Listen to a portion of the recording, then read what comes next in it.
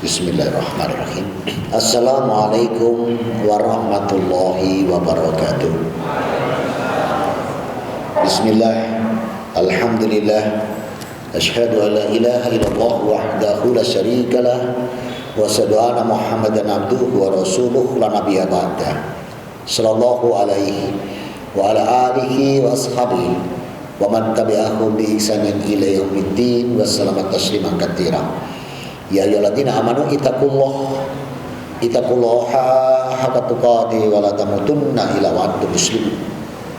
Ya ayyuhan nas ittaqu rabbakumul ladzi khalaqakum min nafsin wahidah wa khalaqa minha zawjaha wa ba'atha minhuma rijalan katsiran wa nisaa'a wa taqullaha alladzi tasaaluna bihi wal arham innallaha kana 'alaikum raqiba. Ya ayyuhalladzina amanu ittaqullaha wa qulu qawlan sadida yuslih lakum a'malakum wa yaghfir lakum dhunubakum wa may yuti'illah wa rasulahu faqad faza fawzan 'azima. Amma ba'd. Yang saya hormati, yang dirahmati Allah, yang dipilih Allah, dijamin oleh Allah Rabbuna wa ta'ala atas duduknya di Masjid Sunan Derajat, pengurus masjid, tamir, yayasan, para asatid, ikhwani wa akhwati fiddin, hadirin wal hadirat rahimani wa rahimakumullah.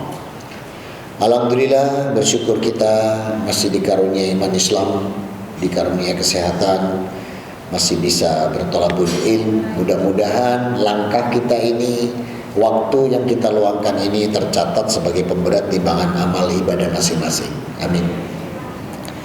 Salam dan salawat tercurahkan pada junjungan kita Nabi Muhammad sallallahu alaihi wasallam, yang mana Allah menginginkan kita untuk meneladani beliau, mencontoh, meniru, mengikuti, agar kita nanti mencapai derajat hamba yang muttaqin, husnul khatimah dan ahlul jannah. Amin. Saudara-saudaraku, ghibah ini sekarang enggak di lisan, tapi di jempol juga, di ibu jari. Banyak ini ghibah lewat ibu jari, gak cuma lewat lisan sekarang. Perkembangan teknologi yang begitu jauh, begitu luar biasa, dengan segala keterbukaan, kebebasan, sampai terkadang salah kaprah. Mau ngomong apa saja, ketik apa saja tuh ketik. Kalau dulu SMS bayar, Pak. SMS dulu dibatasi. Dalam satu suku kata dulu dibatasi sampai 20. Jadi satu kalimat itu kalau nggak selesai nggak bisa, harus dikirim, lanjutkan lagi. Nah, terus bayar lagi. Ya. Dulu per huruf bayarnya. Makanya soge telepon. Oh, ini jadinya rugi dah, gitu. Nah, saudara-saudaraku, sekarang yang namanya teknologi WA, WhatsApp itu, antum mau ngetik omongan dari pagi sampai sore, klik read more, klik bisa terus tuh, berikutnya tidak bisa selesai, ya. Nah, karena itu maka perlunya kita memahami bab ghibah secara bahasa ya. Dalam saraf huruf, masdar daripada ghibah ini artinya membicarakan mengenai hal negatif ataupun positif. Jadi ternyata ghibah itu bukan hal negatif, positif juga, tentang orang lain yang dia nggak ada atau kehadirannya tidak ada, ya. Maka istilah ghibah ini pembicaraan antara sesama muslim tentang muslim lainnya dalam yang bersifat kejelekan, keburukan atau yang tidak disukai. Bedanya dengan dusta, sesuatu yang diperbedakan dalam ghibah memang benar adanya. Jadi ghibah ini tidak hanya membicarakan yang baik, yang buruk, yang baik pun termasuk ghibah. Jadi kalau ada orang kita bicarakan orangnya nggak ada, itu hukumnya ghibah. Kalau membicarakan orangnya ada orangnya kita bicarakan dia, itu namanya pengumuman. Ya. Jadi kita kenalkan ini Pak RW kita yang baru, bla bla bla bla bla bla, ada orangnya. Ini namanya apa? Pengumuman. Di ghibah itu dibatasi dalam kaidah syar'i adalah orangnya nggak ada di tempat. Saya ambil dari Sahih Muslim. Astagfirullah, saya lupa masukkan nomornya. Biasanya saya masukkan. Atadruna mal ghibah?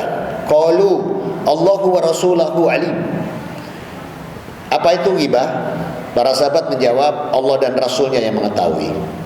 Qal, Rasul berkata, wa traka akhaka bima yakruha khali. Qila. Maka Rasulullah bersabda, engkau membicarakan sesuatu yang terdapat dalam diri saudaramu mengenai sesuatu yang tidak dia sukai. Wa ma'aqulu. Lalu apa lagi? Qal in kana fiha wa ma yaqulu faqad hasya wa in lam yakuna fihi faqad khitaha. Maka sesuatu yang Rasulullah SAW mengatakan, jika yang kau bicarakan ada pada diri saudaramu, maka engkau sungguh telah menggibahnya. Sedangkan jika engkau yang membicarakan tidak ada pada saudaramu, maka sungguh kamu telah berdusta. Nah, jadi batasan gibah ini ternyata kalau itu sebuah kebenaran, artinya kebenaran yang terjadi, orangnya dibicarakan nggak ada, itu gibah. Baik itu yang kita bicarakan, kebaikan maupun keburukan. Karena Rasul katakan dengan kalimat wa ma aqalu in kana fiha, dan kebenaran itu ada pada dirinya. Jadi yang kita bicarakan itu sebenarnya ada terjadi pada dirinya. Makanya Rasul menggunakan kalimat wa yaqulu man kana fiha. Jadi yang ada padanya, baik itu buruk atau jelek, semua hukumnya gibah. Jadi hati-hati membicarakan seseorang tuh, baik buruk tetap gibah. Kalau orangnya nggak ada, kalau ada namanya pengumuman. Nah, kemudian dalil mengenai larangan gibah. Coba kita buka Al-Quran surat 49 di ayat yang ke-12. Rabbuna wa ta'ala berfirman, ya ayyuhalladzina amanu tanibu katsiran minadh dhani inna ba'dha dhani ismiu wa la tajassasu wa la yaktab ba'dukum ba'dha ayuhibbu ahadukum ayyakula lahma akihi maitan fakirutu wa taqullah innallaha tawwabur rahim. Baca Mas. Wahai orang-orang yang beriman, jauhilah banyak dari prasangka. Sesungguhnya sebagian prasangka itu dosa. Dan janganlah kamu mencari-cari kesalahan orang lain, dan janganlah ada di antara kamu yang menggunjing sebagian yang lain. Apakah ada di antara kamu yang suka memakan daging saudaranya yang sudah mati? Tentu kamu merasa jijik. Dan bertakwalah kepada Allah. Sungguh Allah Maha Penerima Taubat, Maha Penyayang. Insya Allah. Kalimat yang paling belakang yang gak enak nih. Ayyuhibu ahadukum ayyakula lahma akhihi maitan farakrimutumu. Mau tak kamu tuh makan daging atau bangkai dari saudaramu sendiri? Jadi ada saudara kita mati, terus dagingnya kita makan. Menjijikkan. Mau? Itu Allah gambarkan orang yang menggibah. Itu makan bangkai. Dari ayat ini kita tahu. Judulnya kita apa hari ini? Siapa bilang gibah dilarang? Yang larang siapa? Hah? Ini loh yang larang siapa? Selesai kajian, mari kita tutup dengan doa kafaratul majelis. Bukan judulnya jelas tadi. Siapa bilang gibah dilarang? Ketika kita buka Hujurat ayat 12, yang larang siapa? Selesai. Ayo kita tutup dengan doa kafaratul majelis. Nah, saudara-saudaraku, namun ada gibah yang Allah izinkan. Duh, enak kan Islam? Agama kita enak loh Pak. Kalau udah enak tuh nggak pindah. Jadi agama kita tuh indah. Dan Allah katakan wa atmamtu alaikum nikmati wa raditu lakumul Islam dina. Hari ini sudah aku sempurnakan agama ini bagi. Kalau sudah Allah katakan sempurna, berarti segala permasalahan, segala peristiwa, apapun semua itu sudah dicukupkan di agama kita ini. Baik nikmat segalanya sudah dicukupkan Allah. Ya. Dan kalau sudah dicukupkan nikmat itu berarti nggak perlu ditambahi, nggak perlu dikurangi. Karena apa? Allah katakan dengan kalimat sempurna. Nah maka ada gibah yang diizinkan gitu. Jadi memang gibah dilarang oleh Allah. Ya, dan dalam hadis Rasulullah SAW diriwayatkan oleh Zaid bin Zaid radhiyallahu anhu, Rasulullah SAW bersabda, yang artinya sesungguhnya riba yang paling bahaya adalah berkepanjangan. Fahadakunu adabur riba fadakuli minal gibah. Sesungguhnya riba yang paling bahaya itu gibah. Ayo, kenapa kok riba yang paling bahaya ghibah? Tahu kata riba? Riba itu apa? Arti kata riba apa? Penambahan. Biasanya orang ghibah itu nambahin enggak? Nambahi. Orang ghibah itu nambahi, nggak mengurangi Pak, tambah ditambahi gitu. Jadi semakin parah. Maka sampai Rasul mengatakan hadda taqadu min riba. Tahukah kalian apa yang paling membahayakan dari riba itu? Rasul mengatakan hadda min ghibah, yang ditambahkan dalam ghibah. Jadi orang ghibah itu dapat 2 hukum berdasarkan hadis ini. Hadis yang pertama, dia termasuk riba kata-kata. Riba ini dia udah kena hukum riba, ketambahan kena hukum ghibah. Ya, Masya Allah. Kata Allah, segera mintalah ampun padaku. Orang yang menggibah suruh segera minta ampun. Minta ampunan Allah, fa insyaallah akan diampuni Allah. Nah, hadis riwayat Ahmad dari Jabir bin Abdullah. Kami pernah bersama Nabi, tiba-tiba tercium bau busuk yang tidak mengenakan. Kemudian sahabat bertanya kepada Rasulullah, tahukah kamu bau apakah ini? Ini bau orang yang menggibah, menggosip. Jadi orang yang menggibah atau menggosip kaum mukmin, baunya apa? Bangkai. Bau bangkai. Di zaman Rasul itu begitu. Rasul mencium seseorang, udah tahu bau bangkai. Ini tukang gibah ya. Makanya Masya Allah, banyak hadis-hadis yang memang cukup banyak yang tersimpan, yang perlu diungkapkan. Termasuk kenapa Allah memberikan orang goblok, orang bodoh itu kaya raya, yang pintar melarat. Kenapa? Tahu? Kenapa Allah kasih orang goblok, orang bodoh itu kaya raya, Pak? Tapi yang pintar itu melarat. Tahu? Tahu nggak? Bukan takdir. Saya baca di hadis qudsi banyak sekali itu. Ada yang namanya Ahmad, goblok total, kemplung, kaya raya, Pak. Tahu kenapa? Biar manusia melek. Rizki itu bukan karena kamu pinter atau kamu hebat. Rizki itu aku yang ngatur, kata Allah. Luar biasa ya. Ahmad namanya, Pak. Ditaruh di Bukhari sama Muslim, diriwayatkan. Hadisnya qudsi dari Rasul langsung. Jadi goblok total, Pak, kemplung, kaya raya, Pak. Yang pinter melarat.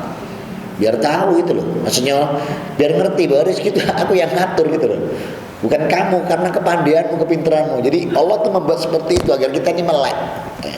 Makanya rezeki itu udah diatur sama Allah.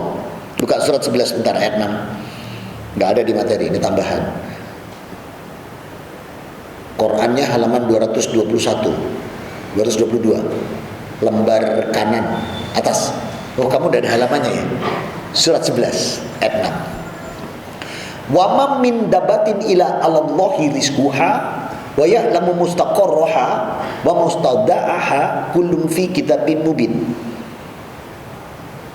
Dan tidak satu pun makhluk bergerak bernyawa di bumi melainkan semuanya dijamin Allah rezekinya. Dia mengetahui tempat kediamannya dan tempat penyimpanannya. Semua tertulis dalam kitab yang nyata, Lauh Mahfuz. Tuh, jadi Allah itu menunjukkan, jangan sampai nanti manusia berpikir saya bisa begini ini karena saya pintar gitu loh. Komputer saya cetakkan. Itu kan orang-orang kafir tuh kayak Google, WhatsApp, apalagi itu, Facebook, itu kan merasa dirinya dia hebat gitu. Itu kalau suatu saat dibalik sama Allah, terbalik itu. Ya. Allah buat ditunjukkan sama Allah. Orang goblok kaya raya, yang pinter nggak melarat, nggak kaya, melarat malah kadang, ya. Itu biar manusia melek gitu loh. Artinya semua itu tergantung aku, kata Allah. Nah, maka Allah sebagai yang kuasa atas segala sesuatu, wa huwa ala kulli syai'in qadir, maka Allah pun mengizinkan ghibah gitu loh. Jadi Allah melarang ghibah, tapi Allah mengizinkan ghibah. Nah, ada apa ghibah yang diizinkan? Nih, dalil larangan ghibah kita sudah tahu ya. Tadi di surat 49 ayat 12. Nah, sekarang ada ghibah yang dibolehkan. Apa? Buka surat 4 ayat 148. La yuhibullahu ahrajum bisi minnal qauli illa man dolima wa kana Allahu sami'an alima. Ini boleh, ini boleh. Baca Mas. An-Nisa 148. Nggak ada di layar tuh. Tapi dibacakan aja nggak apa-apa. Allah tidak menyukai perkataan buruk yang diucapkan secara terus terang kecuali oleh orang yang dizolimi. Nah, jadi kalau orang didolimi dia boleh menghibah. Ini ketentuan Allah. Jadi hanya mandolimu wa kana Allahu sami'an alima. Allah boleh kalau mereka didolimi. Sebab kalau nggak menghibah nanti dia nggak bisa lapor. Contohnya, dia datang ke kantor polisi. Pak polisi, lapor apa? Nggak jadi Pak, nanti gibah. Kata polisinya guru mau beok, Jadi, loh, kalau dia nyeritakan rumahnya dia dirampok, dia tahu orangnya, dia tahu yang melakukan, itu diceritakan, gibah nggak tadi secara tata bahasa? Gibah nggak? Gibah kan? Nah, tapi karena dia didolimi, barangnya dia dianiaya, dia didolimi, dia boleh datang lapor. Pak polisi, saya mau lapor. Lapor apa? Nggak jadi Pak, nanti gibah. Kata polisinya, guru mau beok, berarti paling begini. Nah, jadi boleh dia ngomong, Pak rumah saya didolimi Pak, yang dolimi si fulan, yang diambil ini nih, itu gibah enggak? Gibah orangnya nggak ada. Nah itu boleh, dan itu Allah izinkan, diletakkan di surat An-Nisa 148. Jadi orang-orang yang terdolimi dia boleh menggibah, tapi tolong gibahnya ini kepada orang yang dianggap nanti mampu menyelesaikan masalah. Gak ada loh penjelasan ini di materi, gak ada nih. Kalau gak datang di pengajiannya gak tahu nih, cuma tahu tempatnya aja gitu ya. Kenapa? Karena ini tuh diceritakan ke yang lainnya lagi, jadi gibah nanti. Contoh nih, habis cerita ke Pak RT sama Pak RW, cukup dua itu. Tetangga gak usah diceritain. Lah yo mas, aku lo mas didolimi nih. Oh iya tetangga ngomong, kok tak ada nih kok. Ternyata lo, ikut didolimi. Lo cuma ngomong ya enggak. Ini ngomong lagi, ternyata. Akhirnya sak kecamatan ngerti gara-gara ternyata. Nah ini gibah lagi nanti hukumnya. Gitu. Maka namanya tadzalum. Jadi namanya tadzalum. Artinya orang yang terdolimi itu boleh menggibah, tapi digibahkan pada orang-orang dianggap mampu menyelesaikan masalah ini, mampu menyelesaikan, mampu mengayomi, dan mampu untuk nanti solusi terjadi. Ya, jangan sembarangan diceritakan lagi. Kalau semua diceritakan lagi, jadi dolim lagi. Jadi batasan ayat ini itu Allah berikan kepada orang-orang yang mampu. Karena apa? Rasul menjelaskan. Ya. Sedangkan Nabi Muhammad SAW dalam sebuah hadis mengatakan akan dimaafkan kecuali para mujahir. Kecuali para mujahir. Apa mujahir itu? Mujahir itu orang yang tahu tumbak cucuan. Tahu istilah tumbak cucuan? Lambe niki waton jeblak lah. Enggak iso mingkem. Semua orang itu, kalau dulu ada sinetron namanya Busu Bangun. Boleh gak enak gara-gara saya Bapak itu apanya? Suaminya Busu Bangun. Enggak diutin. Nah, jadi orang yang lambe ini menggacor aja kemana-mana. Nah, ini namanya mujahir, ya. Tapi jangan nanti kalau tahu orang seperti itu terus diwadani. Iki lho, dulure bandeng nih, Pak. Oh, mujahir, bukan ya. Jadi enggak usah diolok-olok, ya cukup tahu saja. Mujahir adalah orang yang menampakkan perilaku dosanya di depan umum. Jadi orang yang menampakkan kesalahan yang di depan umum disebut mujahir. Makanya jangan kasih nama anak mujahir. Kasihan tuh. Walaupun itu kata Arab. Karena artinya pendosa yang menampakkan dosanya. Buka depan itu, perempatan, buka meja, buka ini, mendem sama konco-konconya. Wah, mujahir. Ya. Pokoknya yang ditampakkan kejahatan, kefasikan namanya mujahir. Kalau ada kelompok itu tidak bisa ngomong itu ponane bandeng, dulure bandeng ya, dulure wanila, itu mujahir Pak ya. Maka orang-orang yang tadzalum, nah, jadi kalimatnya disebut dengan kata tadzalum. Jadi tadzalum itu orang-orang yang apabila dia terdolimi maka dia dibolehkan oleh Allah, ya, dibolehkan untuk ya curhat. Nah curhatnya itu sebenarnya gibah, aslinya itu gibah. Dan ini Allah katakan di surat 4 ayat 148. Jadi boleh. Yang kedua, menceritakan keburukan seseorang oleh karena orang tersebut berbuat maksiat. Ya, ini saya ambil dari hadis Muslim. Afwan, nanti lain kali nomornya saya masukkan, saya lupa.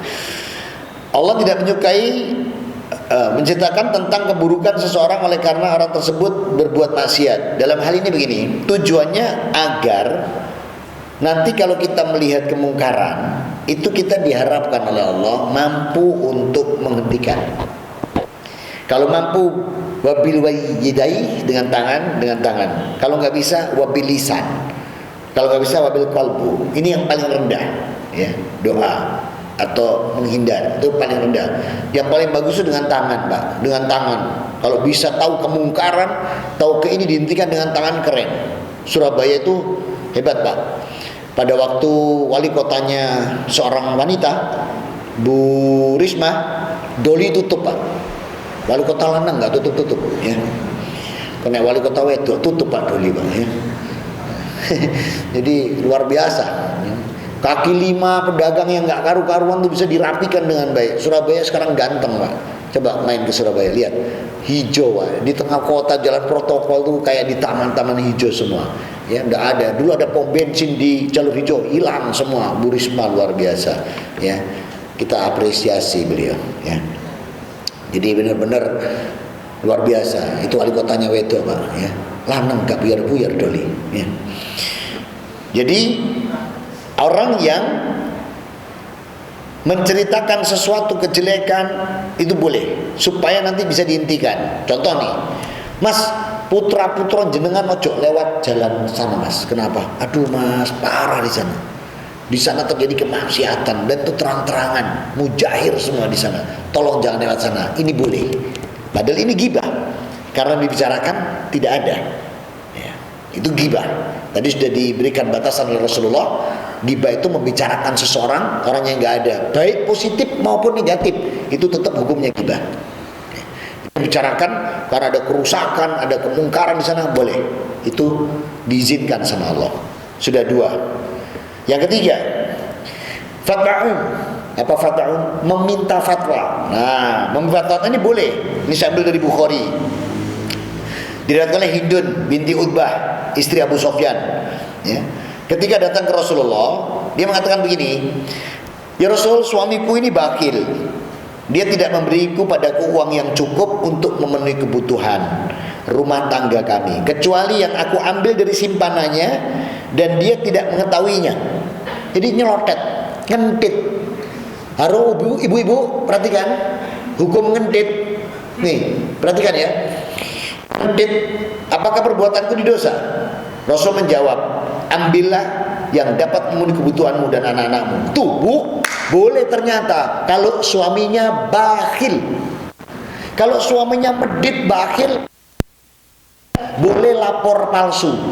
Mas tadi beli kitab, berapa? 3 juta untuk anak-anak sekolah, padahal cuma 1 juta. Boleh. Kalau suaminya bakhil. Tapi kalau suaminya Anda tuh soleh dan loman, sampean badi, insya Allah abwaba lil nar, masuk neraka sampean. Kalau sampai suaminya itu soleh baik, sampean tit alamat abwaba jahannam khalidina fiha, disiapkan pintu neraka itu. Kalau sampai, karena apa? Rasul mengatakan wa atau ajaujaha tadkulu min aibabin sabin ababil jannah. Karena istri yang soleha taat pada suaminya dan membantu suaminya dipersilakan masuk pintu surga. Tapi kalau dia bakhil pada suaminya, dia ingkar pada suaminya dan tidak mensyukuri nikmat dari suaminya, hati-hati para istri. Makanya cintailah suami Anda karena Allah. Jangan pernah mencintai suami karena dahsyatnya lembur. Bahaya, nanti pintu neraka disiapkan kalau istri cinta suami karena dahsyatnya lembur. Bojoku mas rugi mulai sakmi ini duitnya, nek gak lembur tak turu sofa. Oh, alamat sudah tertutup pintu surga, ya. Jadi ibu-ibu boleh ngentit suami, boleh bati kalau suaminya bakhil. Waktu pelajaran ini, pas pelajaran yang hadis ini, waktu saya masih sekolah hadis waktu itu, habis dapat pelajaran itu saya pulang ke rumah. Pas pulang ke rumah ada 2 orang wanita di depan rumah kami itu, mobilnya parkir. Saya waktu datang, waduh, iki ibu-ibu jamaah ini. Waduh, saya sendirian ini. Waktu itu masih ada istri. Langsung saya telepon istri saya. Saya kalau panggil dia Jeng beneran, bukan Cengkalitan. Jeng, kamu di mana? Di rumah. Alhamdulillah. Loh, apa Mas? Enggak kita mau tamu ibu-ibu kancani saya. Oh, siap.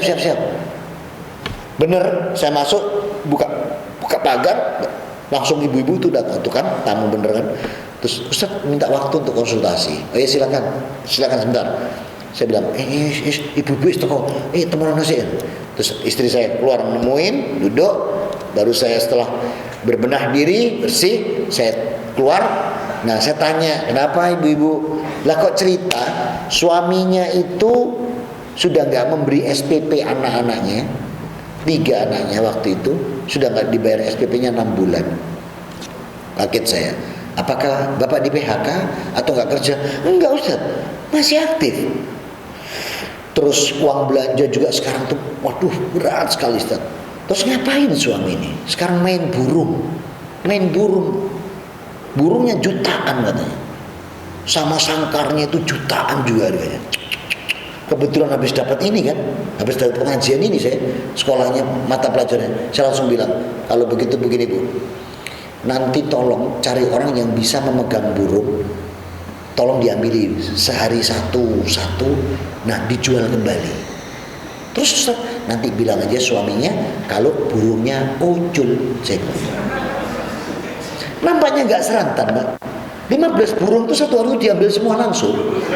Oh saya suruh sehari satu. 15 diambil semua hari itu dijual. Begitu suami datang, mana ucul? Masa ucul 15 sih katanya gitu. Nah dibilangin lagi. Jadi itu boleh dilakukan karena suaminya bakhil. Nah terus kalau nanti ibu beli apa-apa untuk anak-anak, tolong dibagi aja saya bilang. Untuk kebutuhan loh ya, untuk kebutuhan boleh. Itu sahih hadisnya. Saya baca waktu itu ada kitab di rumah kan, ada juga bukunya. Oh ya terima kasih Ustaz. Nah, nampaknya disebarkan juga. Ternyata boleh gitu. Nah waktu itu maksud saya, dia suami saya medit sekarang ada ini Pak. Ya enggak apa-apa sudah boleh silakan. Karena Rasul mengizinkan. Ya. Jadi kalau ibu-ibu ya malam ini ada tambahan ilmu. Jadi kalau suaminya bakil silakan diintip ya. Ini yang izinkan Rasulullah nih. Soalnya nanti saya Bukhari, saya tahu ngejawab dunia akhirat. Ya, kemudian boleh dibati, boleh ngentit, ya, boleh dicolong dompetnya. Tidak bisa Ustaz, kenapa? Ke kamar mandi, dibawa dompetnya, parah berarti. Ya. Nah, saudara-saudaraku, yang keempat, untuk memberitahukan atau memperingati adanya bahaya, ini boleh. Jadi ini sekarang dari riwayat Fatimah nih. Fatimah binti Qais ketika hendak dipinang oleh Muawiyah dan Abu Jaham. Kemudian Fatimah memberitahukan hal tersebut kepada Rasulullah. Kalau tadi waktu Hindun datang ke Rasulullah, yang gibah siapa tadi? Hindun. Nah sekarang ini hadis ini datang Fatimah binti Qais ya radhiyallahu an mau minta fatwa ke Rasul karena dia dilamar 2 orang. Nah terus Rasul cerita nih ini cerita Rasulnya. Muawiyah itu orang yang miskin, tapi dia penyayang kata Rasul. Sedangkan Abu Jaham itu ringan tangan, tapi kaya raya. Nah, ini dalam hal ini yang menggibah siapa? Rasulullah.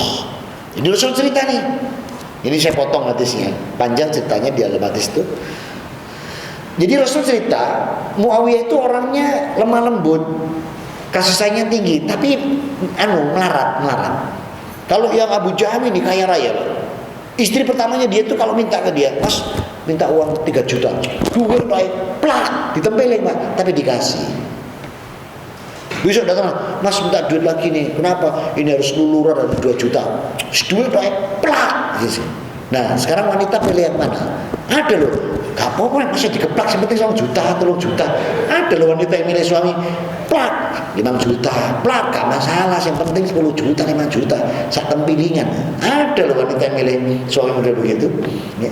Tapi ada juga yang milih yang tidak kaya tapi dia penuh perhatian kasih sayang ya. Ibu-ibu terserah milih yang mana, minta aja sama Allah. Yang 1 kali tempiling 10 juta ya silakan. Mas ini butuh beli buku, beli ini piro 10 juta, terus duit plak tapi dikeluarkan 10 juta gitu. Besok datang lagi, Mas, kompor perlu ganti Mas, sama ini ada pemanas, nanti pakai ini, terus ada pakai microwave, piro 5 juta, terus kowe plak, tapi keluar 15 juta. Monggo kalau mau cari yang begitu, minta aja sama Allah ya, kuatkan pipinya. Satu kali tempeleng 20 juta ya. Nah, saudaraku, maka yang seperti ini adalah menghibah Rasulullah. Dan Rasul cerita kondisi yang terjadi dan Rasul tahu betul bagaimana perilaku Abu Jaham, bagaimana perilaku daripada Muawiyah. Dalam hal ini jelas Rasul menggibah. Rasul menggibah itu boleh karena ada dasar fatwain, mencari fatwa. Jadi boleh ya. Yang ke 5, boleh menggibah orang yang berbuat maksiat, mabuk, berjudi, mencuri. Ini boleh digibahkan dengan tujuan agar temannya ini hati-hati. Ya, contoh nih, si fulan ini dia tuh kolektor Pak. Kalau main ke rumah orang mesti ada yang diambil sama dia untuk disimpan buat dia. Namanya kleptomania. Ada loh Pak orang seperti itu. Nggak jahat sih dia. Artinya nggak terus dijual untuk masin, enggak. Dia cuma diambil, disimpan di rumahnya dia. Ya. Dan saya punya teman dulu seperti itu. Dan karena waktu itu saya juga masih belum Islam, ikut mendukung. Jadi di rumah kami dulu, bukan rumah, kami ada semacam rumah bapaknya dia, tapi itu dibuka untuk kami anak-anaknya gitu. Jadi saya tuh tinggal di sana juga, banyak teman yang lain. Jadi bapaknya tuh punya 2 rumah. Rumah satu itu seperti markas komando geng anak sekolah, ya. Dan itu saya masih di Santa Maria. Dan di rumah itu keren Pak, apa aja ada. Tanda dilarang masuk itu kita jebol di jalan, kita pasang di rumah. Telepon umum ada 5 Pak, yang putaran gini kita punya. Itu dijeboli Pak. Ini namanya pangdam. Namanya pangdam. Kalau kepegang, bapaknya yang datang ajudannya, selamat. Termasuk saya Pak, sudah masuk sel bisa keluar. Ya. Jadi kita punya telepon umum itu ada 5 Pak. Yang putaran itu punya, yang warna hijau kuning ini dijebolin. Jalan tol itu apa aja tanda yang baru-baru kita ambil, ya. Ini termasuk pelakunya. Dulu Pak, saya belum Islam itu, belum. Ya, sampai tanda apa sih punya itu? Tanda orang nyekrop itu diangkut. Dan kita punya mobil satu kayak box tuh khusus itu memang belum reteli sembarang hal ya. Itu kalau sudah Pak dilas Pak, koinnya banyak Pak, dapat sekian. Buat apa? Jujur aja, buat mendem waktu itu ya. Tapi saya belum Islam. Nah, saudara-saudaraku, menceritakan kondisi seperti ini boleh, supaya dia berhati-hati. Mas, ojo sampai nerima fulan ke rumah. Kenapa? Aduh Mas, barangku ini sak omah dirigesi. Oh gitu. Nah, terus kalau dia datang ke rumah sampean, Mas, besok aku main ke rumahmu. Nah, siap-siap. Apa? Ring ke sono omah, kan klosoto. Wis kan klosoto, barengin ke sono. Lho sampean ngambil minum lho, klosone hilang. Wis baca tuh. Jadi parah banget. Nah, ini boleh disampaikan orang-orang model begini karena ada tujuan supaya teman kita selamat dari kejahilannya, selamat daripada perbuatan dosa dan kesalahan dia. Itu diizinkan oleh Allah Subhanahu wa taala. Yang ke-6, ghibah sebagai bentuk pengenalan. Contoh, ada seorang yang memiliki ciri khas tertentu tapi cenderung dikenali orang dibanding namanya. Misalnya buta, kemudian ada kecacatannya sehingga dia dapat julukan si buta dan lain sebagainya. Ini boleh digibahkan asal tujuannya bukan untuk menjelekkan, tapi untuk menunjukkan yang ini yang dimaksud. Ini ada contoh lagi Pak. Contoh terjadi pada diri kami waktu itu. Saya punya grup itu 5 orang Pak. A, B, C, D, E. A sudah nikah, B sudah nikah, A sudah nikah Muslim, B sudah nikah Muslim, C sudah nikah Muslim, E belum nikah Muslim. A, B, C, D, E, ya ini saya belum nikah, kafir, mau sekolah pastor. Itu 2, 3, 4, 5. Nah, ini satu grup Pak. Ada yang main drum, ada yang main bass, saya main di melodi dan ritme, ada yang biola, ya, ada yang perkusi, lengkap kami satu grup ini. Setiap kami latihan, A, B, C yang sudah bersuami, yang sudah beristri ini selalu saling tanya, dimasak nopo karo bojomu? Rawon. B ditanya, masak nopo? Jangan bening. C, kangkung. Besok lagi latihan, tanya-tanya lagi nih mereka ini yang sudah suami istri ini. Dimasak nopo? Lodeh. B, dimasak nopo? Jangan asem. C, kangkung lagi. Besok lagi latihan lagi ditanya, dimasak nopo? Aku mau Bali. Kamu apa? Aku mau dimasak no tewel. Kamu kangkung lagi. Angger latihan mau ngomong kangkung, Mbak, penasaran kan nih? Mosok sih beneran tangan kangkungnya. Angger takut nih kangkung doy. Nah, suatu saat kita usul, Pak. Yang usul kebetulan ini orang ini. Yo pun latihan minggu ini C. Apa? Enggak, aku tak pura-pura ke kamar kecil. Coba tak delok kangkung enggak? Oh, cocok. Terus kita ngomong, "Yuk latihan besok dengan mamu ya." Boleh. Nah, mulai Pak, waktu latihan. Nah, saya kan yang usul. Saya yang pamit, Mas, aku ke kamar kecil. Oh iya, mau. Masuk saya. Saya nggak pengen pipis, Pak. Cuma pengen lihat di meja makan. Saya buka. Kangkung beneran, Pak. Cak kangkung. Nah, saya keluar sampai gini, teman-teman. Gak percaya. Aku yuk pipis itu. Mau lihat, semua lihat. Bener cak kangkung pun. Bener-bener saya kangkung, Pak. Nah, sejak itu kita kalau ngomong dia, nanti kangkung gitu, Pak. Karena bolak-balik takutnya masaknya kangkung, sehingga saya memanggil dia kangkung, tapi tidak dari ke orangnya. Kalau nggak ada orangnya, nanti ki kangkung, terus toko nanti kangkung gitu. Nah, kemudian beberapa bulan kemudian, pas dia ke Purwokerto, insya Allah waktu itu, nah ke Jakarta, tapi pas di Purwokerto dia turun dari kereta, terus ke kamar mandi, Pak. Kamar mandi kereta api itu terkunci. Dia nggak bisa keluar, Pak. Keretanya berangkat nih. Nah, kita kan bingung. Kangkung ini. Sampai depan datang. Nah, terus karena nggak bisa ini, Pak, sampai kereta api sudah sampai di Mojokerto ke mana tuh baru ada orang sadar, ada orang gedor-gedor di sana. Telepon zaman itu yang punya itu kelurahan sama orang-orang kaya, Pak. Mohon maaf sama yang Cina-Cina. Itu pun telepon masih masih begitu telepon itu. Nah, akhirnya telepon, Pak, ke kelurahan, diterima tugas kelurahan, baru kelurahan itu lapor ke ini. Kami yang turun di stasiun itu sampai biar penumpang kangkung nggak ada. Bingung kita, Pak. Kita pulang ke kampung, sampai di kampung itu kita habis main di Jakarta. Begitu kita pulang sampai di kampung, gaya baru, Pak, keretanya. Waktu itu 9.000 kalau nggak salah. Tiketnya itu 9.000 atau 7.000. Ya, waktu itu saya kereta apinya gaya baru itu kami naik. Orang yang tidur di kolong-kolong, Pak. Sampai kamar mandi buat tidur, Pak. Makanya nggak bisa pipis di kamar mandi karena penuh orang. Dia pipis itu keluar nunggu stasiun turun, kekunci lagi, Pak. Sepure budal mana, Pak, nyenyek, Pak. Nah, sampai di kampung orang bingung. Kebetulan yang namanya C itu ada 4 orang di kampung itu. Terus kami bilang, C, alah kangkung. Oh, kangkung. Jadi tahu saya kampung. Nah, itu boleh, Pak. Ini menggibah, tapi untuk menunjukkan siapa orangnya. Akhirnya kita bilang ke keluarganya, dia itu turun di Purwokerto, kata. Terus setelah itu baru bisa dia diangkat kereta berikutnya dari pulang. Kita tanya, nanti baru dia cerita. Rame, Pak, beritanya. Oh, kangkung kecepit lawan.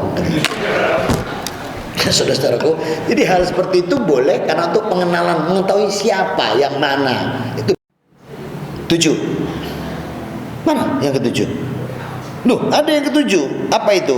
Yang ke-7 itu boleh ada, enggak ada ya? Oh, lali saya. Tarbiyah boleh.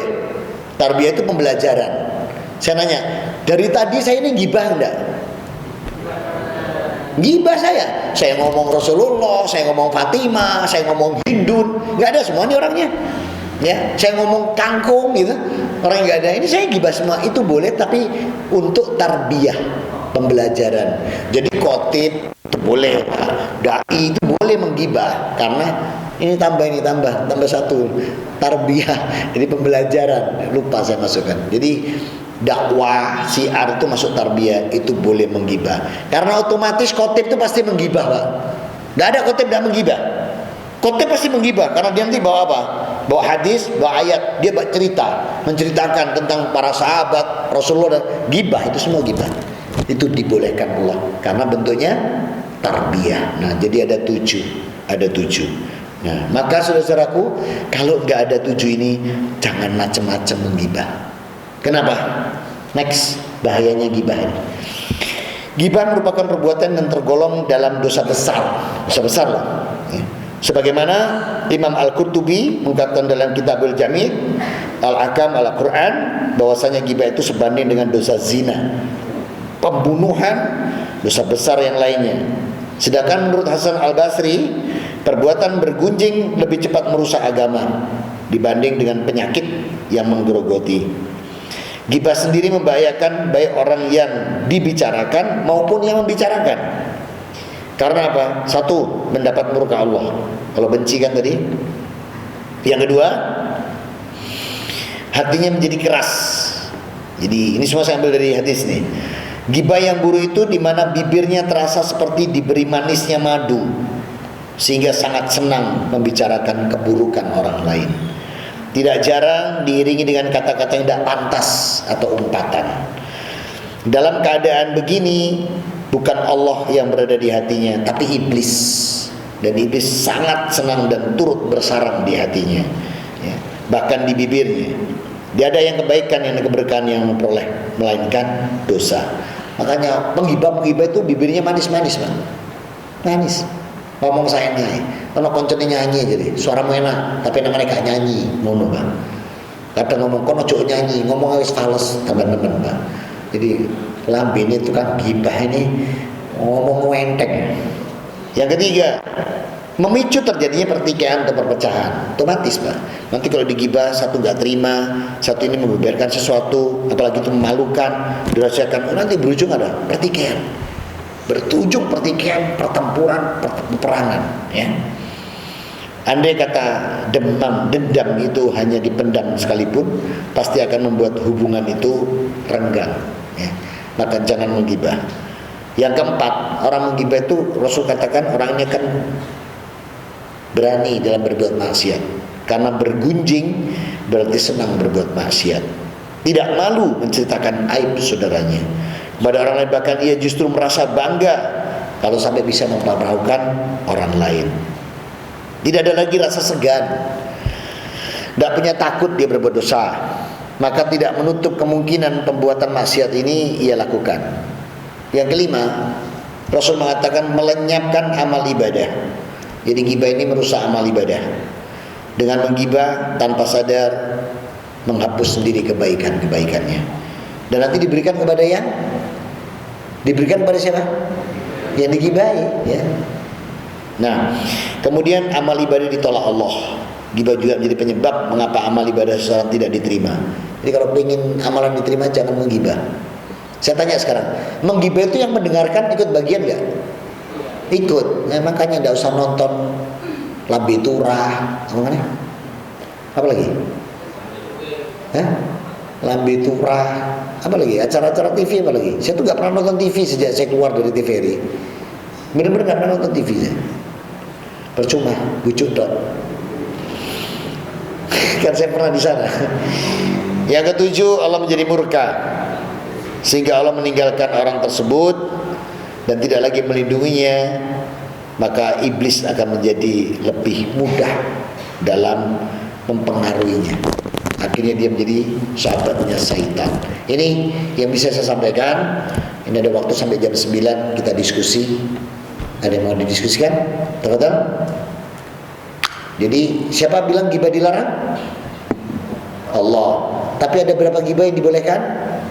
7. Tadalum, amar ma'ruf nahi munkar. Apalagi ada semua di materi, ya. Jadi ada 7 yang diizinkan Allah. Yang terakhir tadi adalah tarbiyah. Tarbiyah boleh. Karena guru-guru itu pasti ghibah. Tidak ada Pak guru di kelas gak ghibah. Semua guru di kelas menghibah semua. Nanti cerita tentang ini, nanti misalnya ada perdagangan ini dilakukan, ini itu ghibah semua. Itu boleh. Tarbiyah boleh, ya. Dah. Ada yang mau kita diskusikan? Ada 20 menit nih sampai jam 9. Kalau nggak ada tak tutup, pulang saya ke Surabaya. Ya. Waalaikumsalam warahmatullahi.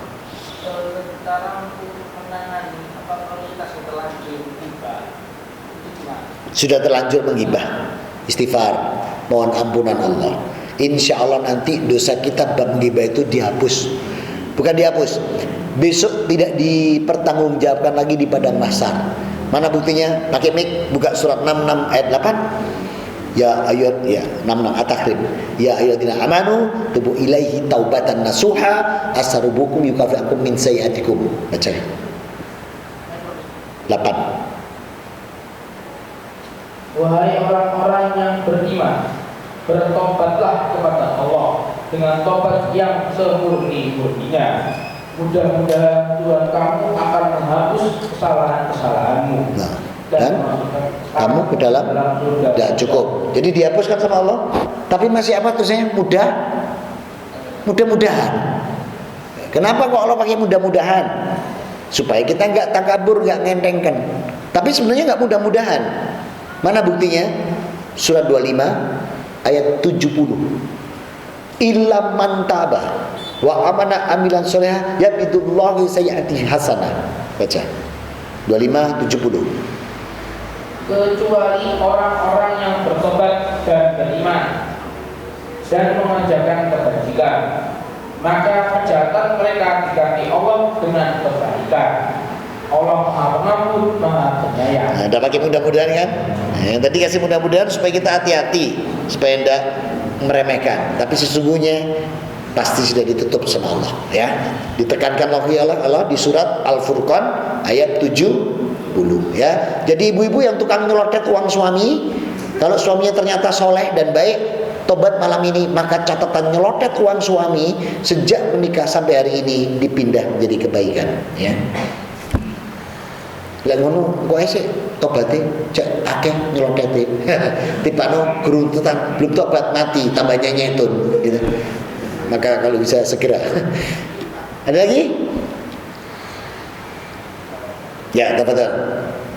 Salam. Mic-nya pindah ke sana. Aki, bantu Aki. Biar jadi ilmu buat semua. Assalamualaikum. Waalaikumsalam warahmatullahi wabarakatuh. Membicarakan kekurangan pemimpin atau keburukan pemimpin. Gibah? Diperbolehkan atau tidak? Gibah? Kan sudah jelas membicarakan orangnya nggak ada. Itu namanya apa? Baik, buruk, baik yang dibicarakan kebaikan atau kebaikan hukumnya apa? Gibah. Nah, cuman kalau dibicarakan nanti kita punya tujuan. Punya tujuan. Apa tujuannya? Tarbiyah misalnya. Supaya nanti kita tidak terulang lagi misalnya memilih dia. Nah, itu boleh karena ada tarbiyahnya. Tapi kalau antum cuma mengujar kebencian, jangan. Karena nanti masuk ranah ghibah. Tapi kalau tujuannya, kan apa? Bukhari nomor 1, ketik Google. Bukhari nomor hati 1. Ketik yang bisa Google. HR Bukhari nomor 1.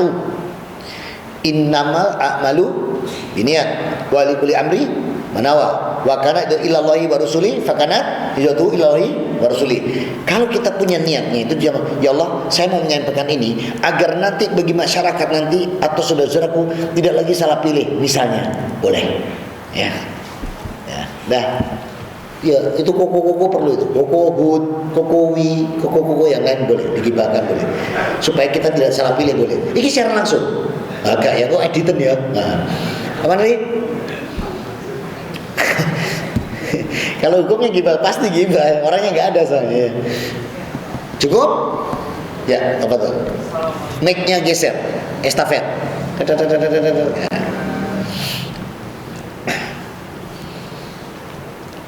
Assalamualaikum warahmatullahi wabarakatuh. Waalaikumsalam warahmatullahi wabarakatuh.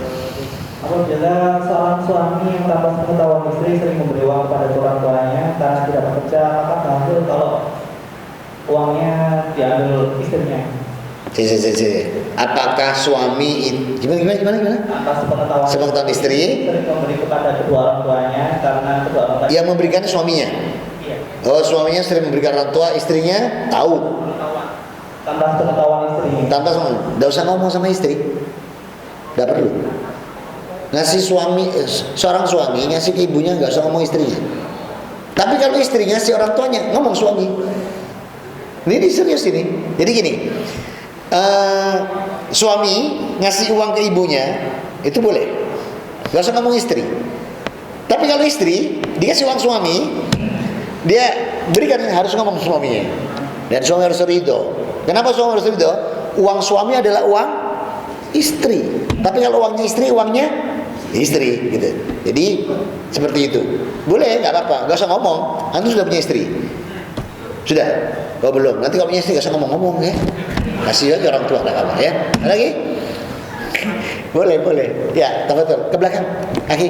Nah, belakang lagi, satu lagi. Tuh, belakang lagi. Ya, belakang lagi. Ya, siap. Nah, oke. Betul. Maaf Ustaz, tanya hukum pekerjaan seorang wartawan. Oh, gibah itu bro. Makanya aku minggat dari TVRI bro. Gibah. Tapi ada tujuannya loh. Kalau kita nanti menulisnya itu, nanti kita tujuannya supaya masyarakat terhindar. Nah, tadi kan ada supaya masyarakat terhindar dari keburukannya. Kita misalnya beritanya soal mujahir, boleh nggak? Boleh nggak? Tadi ada nggak? Boleh. Jadi dia memberitakan di kampung ini itu terjadi pembuatan miras gini dan ini masyarakat tersembunyi. Gak apa-apa untuk amar ma'ruf nahi munkar supaya berita kita nanti kita dan akhirnya ada pihak yang melakukan penyelidikan ke sana, mungkin boleh. Tapi kalau sampai memang cari-cari pejabat, cari-cari kesalahan, cari ini, ya itu gibah. Nah, jadilah wartawan yang arif dan bijaksana, ya. Nah, kalau saya dulu nggak bisa karena bukan pimpinan. Kan cuma reporter sama wawancara sama pembaca berita. Saya terima dari redaksi, ya saya baca. Nah itulah, malah begitu saya masuk Islam, gak lama saya keluar dari TVRI. Ya, betul itu. Coba aja. Saya keluar dari TVRI tahun 2007 bulan September. Saya mundurkan diri setelah saya selesai sekolah. Ya, karena ya begitulah. Banyak subhatnya, jadi saya keluar. Akhirnya saya minta sama Allah, berikan ganti untuk saya, Allah. Diganti sama Allah dengan dakwah. Ya. Boleh, tapi lihat 7 batasan itu. Kira-kira tulisanku masuk gak di 7 yang diizinkan Allah? Kalau kita yakin masuk di sini karena niat saya ini, lakukan. Kalau kalau kabeh pilihanku berita ini 7 ini, jangan. Sudah. Baik? Oke. Ada lagi yang lain? Masih ada 10 menit nih. Kalau enggak ada saya tutup. Saya lebih senang pulang cepat, jauh soalnya. Jenengan pulang ke sini, saya pulang. Ada Abi, tafadhol mic-nya maju ke depan.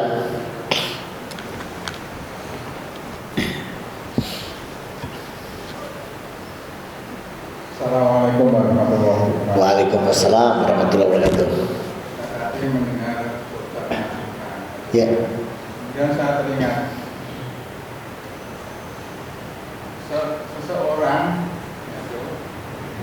membagi waris, ternyata orang itu kebanyakan di desa-desa itu membagi waris itu sama rata, tidak memakai hukum Islam.